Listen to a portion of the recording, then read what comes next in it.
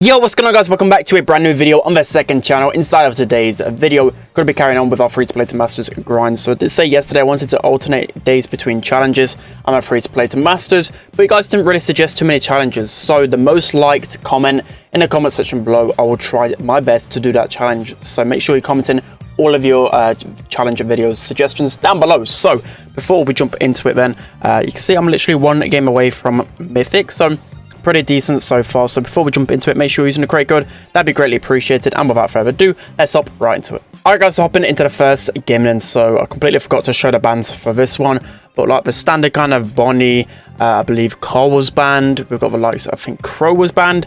I also just banned out Squeak. They had the no, we had a first pick, so I just banned Squeak because Squeak is pretty annoying. So our teammates actually got high level brawlers. We've got two power 11s, Max and Bo, both pretty decent brawlers. So should be pretty plain sailing, I hope so, considering how overpowering our team should be. So I picked, of course, Janet again. A little bit boring, I know, but I have to try and sweat this as much as possible. So of course, when she's in play, I want to pick her as much as possible. So I'm using the backstage pass instead of the other gadget, just because on this map it's a little bit hard to get value out of like turrets or like totems or anything like that, because obviously the minecart goes through it. So didn't really want to use that gadget. I would have only used it if I was facing off against a Gene or whatever else. So we can use this gadget. It's also good for jumping over the minecart as well. So I actually popped this one a little bit too early, so hopefully I can get some more value. I can jump on the Eve right here. This is why it can be so good. Auto aiming 3 times pretty much. Fortunately, Eve did get away there, but we should be able to continue with the pressure and just keep supering in. This is why I just love Jeanette, especially on a map like this. Even when a minecart isn't going your way, you can use these gadgets to jump over it, supers to go over it. It's pretty fun. So let's try again just to launch ourselves up the map. We should be able to get the bell down. Looks like Spike is pretty much given up, which you kind of love to see. At the same time, I don't really like it when players just completely give up, which of course Spike has done. Let's see if we can get out in time. Looks like I am going to get trickled down by the Eve pet. Spike is back, so we kind of do like to see it. We don't like those free wins. We can just super up onto the bell. Pretty much one shot. Let's see if we can land a super on her. We can just use our last gadget as well to kill this Eve, and that is going to be GG for the first game. So pretty sure, I kind of had a feeling that this would be somewhat plain sailing.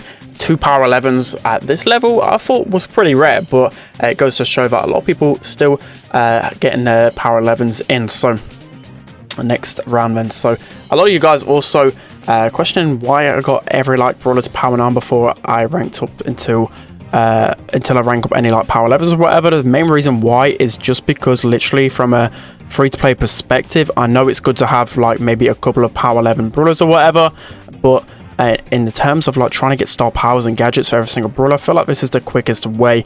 Maybe I shouldn't like level up those brawlers that are like completely trash, you know, like the likes of Dynamite, for example. Even though a lot of people like playing him, like he's not worth really leveling up right now. There's a few brawlers which I could probably save a lot of resources on, but I just feel like I need to just get every single brawler so I can get their star power and gadgets. So also I'm going to take down the Spike there.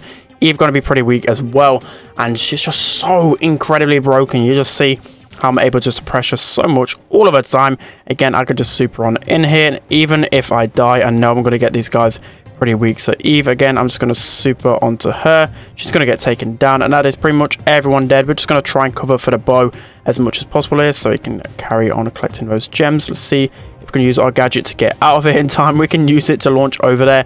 Bo, I didn't even know what Bo just died from. Did he just die from the minecart? I don't know. You guys are probably going to have a laugh about that one, but looks like we're able to still pick up the gems. Just one more gem needed so we can have 10, but okay, it looks like Bell's going to get killed by those mines. Anyway, so regardless, we're going to be going home with the victory right there. So nice and straightforward win for the first game. Hopefully this should get us into Mythic. So in terms of their point of view, I feel like a Spike is just still, I know a lot of people have him power 11, but really bad. Eve as well, not really the best as well. But let's see, we're getting to Mythic right there. So that is going to be the first game of the video. Let's hop into the next one. Alright guys, so going into the final game then. So again, I forgot the bans. I'll have to start recording earlier. It's just a bad habit anyway. So they banned Crows, that's why I went max first pick, which was pretty decent. I think I banned Colette because I didn't have a high level Colette, I believe. I can't remember off the top of my head, so I just banned it because I couldn't remember, which is always a strong pick on safe zone. So we went with the Rico. Unfortunately, my teammate picks a Piper. I'm not really going to get much value out of max lane, but it is whatever. We'll have to work with it. Piper level 11 is going to be pretty decent. Same with Daryl. Daryl should be pretty decent, even though we're facing off against a Gale. This Rico looks like he's either lagging or just really bad. Okay, and it looks like he is a bot. Probably I'm going to die to a bot here, which is big rip. Of course, I died to a bot. That is pretty funny. So, unfortunately, our Piper has already got the super and broke up the left bottom. So that is literally perfect. So well played to the Piper there, to be fair. She's absolutely tapping like crazy. So let's see if we can pressure up. She's got another super right there, which you just absolutely love to see, especially against a Rico. You just want to break open as much as the map as possible, because of course he's just going to abuse the walls as much as he can. So it looks like we've got such a healthy lead right here. Daryl, he's going to be doing a lot of damage. 30% only left on the safe. Our Piper pretty much tapping right here. Rico, by the time he's logged back into the game, he's just realized all of his walls are gone. So big rip to him. We can continue the pressure onto him. Let's see, we can just probably avoid him right now, because he's not going to be getting a lot of damage without those walls. Looks like Gale's probably going to get a lot of control with his super. He's going to look to push up, but now I can kind of break away and deal some more damage. So I've got all three of these guys trying to take me down. Let's try and weave as much as possible. Brock, I don't know what he's really doing here. We should be able to finish the game pretty much here. I can probably gadget and finish it off. So that is going to be the first game. Let's see if the second game's as easy. Of course, they didn't have the Rico load in, but it still should be somewhat okay, considering they have a Gale mid. Like, I know they tried to counter the Daryl, but going to Gale, they need to definitely go better mid. Like, Brock isn't going to cut it in the middle for sure. So Rico going to chip him down pretty weak. So the thing about Rico, all you got to do is continue to change your pattern, especially when he's trying to bounce off the wall. Normally, I kind of hug the wall, because normally people don't really shoot their shots close to the wall. Like, you can see this Rico here is continuously just trying to aim across the wall. You can see I can just continuously juke in his shots. Just change up your pattern as much as possible. He's finally going to take me down. I think I got a bit too cocky there, but you saw at the beginning that I was able just to get a lot of control by just forcing him into uncomfortable positions. So Rico, he's going to sit here, so I'm going to pop my super to try and get as close to him. He's going to deal like 13%. That's not really too much in comparison to our teammate Daryl. Brock is going to land shot onto me then, and it's going to be a little bit awkward again for me to face off against this Rico, but if I keep being unpredictable, I should be able to take him down. So Rico, yeah, he's probably going to win that lane right there, so I know try not to force that matchup too much.